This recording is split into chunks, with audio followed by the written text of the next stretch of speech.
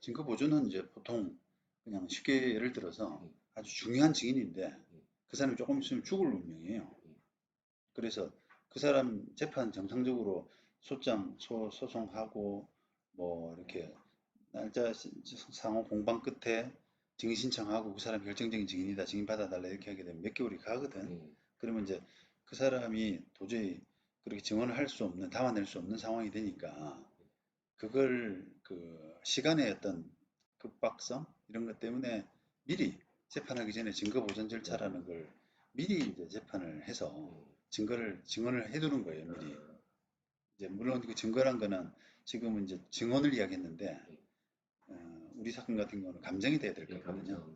감정이 됐는데 그게 그러다 이제 이게 보통의 재판 절차를 좀 이해를 해야지 이게 과연 증거 보전을 법원이 받아줄 거냐라는 부분을 납득을 할 수가 있는데 보통 정상적인 증거 절차에서는 이 증거를 받아줄 거냐 말 거냐라고 하는 부분에서 그 심리를 좀 해서 원고가 주장하고 피고가 주장하고 하면은 뭔가 부딪히는 부분이 있잖아요. 그러니까 그 부딪히는 접점에서 저 사람이 증언이 필요하냐 아니냐를 재판부가 판단할 수가 있잖아. 그러니까 이제 그런 어, 주장 공방 끝에 증거를 채택하고 하는 과정이 가장 정상적인 절차입니다. 그런데 이 증거 보존은 공방을 하지 않고요. 일방적인 주장으로 내가 지금 이런 상황에 놓여 있는데 증거를 받아줘 라고 하게 되면 재판부가 일단은 그게 충분히 심리가 안 된 상태에서 그런 절차를 해줄 필요가 있는가를 약간 고민하게 될 수밖에 없잖아요. 상대방 말을 안 들어봤으니까. 근데 그 상대방 말을 안 들어보더라도 이거는 그 10중 8구 경험상으로 보면 10중 8구를 해야 되는 절차다. 본재판에서도 그렇게 하게 되면 이제 그거를 받아주는 경우가 있죠. 이게 대표적인 경우거든요. 그 증거 보존이 필요한 이유를 몰라고 봐요. 공사가 원재판까지 가서 후퇴하면 이미 공사는 수개월 지체되기 때문에 음, 빨리 증거 보존을 해놓고 아, 저는 계약 이제 빨리 공사를 해야지. 증거 보존이 뭔데? 그러니까 뭐라고 생각하는데? 이 건물의 어, 그러니까 이 시공사가 어, 전 시공사가 얼만큼 했느냐? 얼만큼 그렇죠. 했는지. 기성구거든, 예, 소위 예, 말하면. 예, 근데 그 기성구가 예를 들면 본재판 가서 예, 우리는 이 애가 반밖에 못한 상태에서 우리가 나머지 반을 했다 이렇게 예, 주장하고 예, 상대방은 뭔 소리냐 난 80% 예, 예, 했다 라고 주장하고 우리가 한 건 20%밖에 안 예, 된다라고 예, 해서 혼란이 생긴단 말이에요. 그러니까 이제 그거를 딱 이게 우리가 다른 사람 손대기 전에 예, 우리가 다른 시공사 예, 선정해서 예, 하기 전에 딱 사람이 감정인이 예, 들어가 가지고 감정을 해버리면 깔끔해지잖아요. 예, 맞아요. 그러니까 그런 필요성은 있어요, 이 사건이. 음, 그런데 그 감정 절차도 한 2개월 걸려요.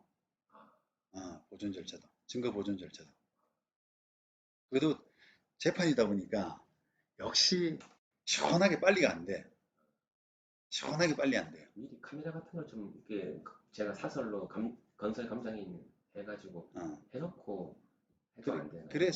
그래서 이제 사설가 아까 뭐라 했어요? 감정인? 사설 건설 감정인 건설 감정인. 법원 보통 지정하는 감정인들 있지 그렇죠. 않습니까? 예, 그게 이제 그런 절차를 밟을 때 말이죠. 예. 그거는 이제 왜 늦어지냐면 법원이 원래 느리기 때문에 그런 거예요. 아, 그 사람이 증거 보존이라고 하는 거는 약간의 이제 재판 절차 자체가 급박하다라고 하는 어, 부분이 전제가 돼야 되는데 예. 그렇다 그러면 우리는 급박한데 재판부는 급박하지 않은 거야. 내가 그런 마음이지. 받아는 주는데 필요해 보여서 본재판 이외에 나머지 한다고 그러니까 받아는 주는데 정상적인 법원의 절차를 밟아야 된다라고 하는 거예요. 정상적인 법원의 절차는 선정하고 뭐 의견 물어보고 감정인한테 뭐 감정 비용 얼마 정도 할지 의견 조회하고 그런 것들이 그런 것들이 당사자만큼 급하지가 않아요. 그렇게 하니까. 예. 그래서 그래요. 그래서 이제 음, 그거는 그렇게라도 하는 것이 이제 사실 법원에서 선정된 감정인이 딱 증거 보존으로 하는 것이 예, 정확하잖아요. 예. 그래서 그렇게 하는 것이 좋을지 조금 늦더라도 예를 들면 한 2달 만에 그 마무리되는 절차를 기다리는 차원에서 그냥 그렇게 하는 것이 좋을지 아니면 그냥 조금 뭔가 객관적으로 보이는 사람이 이렇게 담아두는 나중에 분쟁이 될 때 예, 기성고가 예, 반이냐 60이냐 예, 70이냐 정확하게를 따질 네. 때 지금 상태를 정확하게 담아두는 뭔가가 필요하잖아요. 네. 그거를 한번 쫙 이렇게 객관적으로 누가 네. 하고, 예를 들면 뭐 법률사무원이 가서 그거를, 법률사무원은 이제 객관성에서는 좀 담보가 되죠. 쭉 이렇게 이게 지금 예를 들면 8월 8일 날의 상태다. 근데 이제 법률사무원은 또 어떤 부분이 약하면은 나중에 실제 감정이 될 때 다투어지는 부분이 뭐가 될지를 정확히 알 수는 없잖아요. 그거는 건축하는 사람들이 또 잘 알잖아요. 요거 가지고 다투어지더라. 누가 했냐 가지고. 에? 그러니까 이제 요 부분을 중점적으로 찍어야 된다. 아니면 요 부분은 뭔가 더 보완이 필요하다. 이런 부분은 조금 건축을 아는 사람이 좋아. 그래서 마음 같아서는 증거 보전 절차 안 하고 좀 미리 우리가 객관적인 증거를 미리 담아두고, 그 다음에 공사업자 선정해서 좀 신속하게 하려 그러면 법률사무원 한 사람하고, 그 다음에 또 뭐 건축을 좀 잘 아는 사람하고 동반이 돼가지고 찍거든요. 오늘 몇월 며칠 날짜인데요, 하나씩 보겠습니다 라고 하면서 건축 현장이 그냥 넓지는 않을 거 아니에요, 그죠? 그러니까 그런 정도로 하는 것이, 증거 보존은 굉장히 이례적인 방법입니다. 현실무에서는.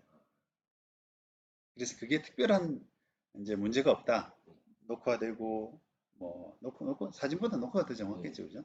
녹화를 천천히 이렇게 해가지고 녹화를 좀 해놓으면 웬만하면 법원이 그걸 받아들일 수 있어요.